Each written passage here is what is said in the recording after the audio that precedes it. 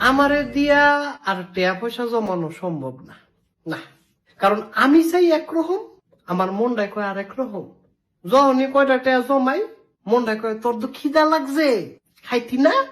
হম, teddy রাখছো কীর্তি পয়েড খেলা। হ্যাঁ, আমি খেলাই। আমি যদি 10টা টাকা জমাই, 20টার খিদা লাগে, তখন আর মাথা মুথা কাম করে না, আমি মগায় সব খেয়ালে। আমার যত টাকা পয়সা ছিল সব আমি একবারে খেয়ালেছি। আমি এখন গরিব না, আমি ফহির। শেষ। চিন্তা ভাবনা করে যেহেতু খরচ করি নাই, তার মানে এখন চিন্তা করেও লাভ নাই।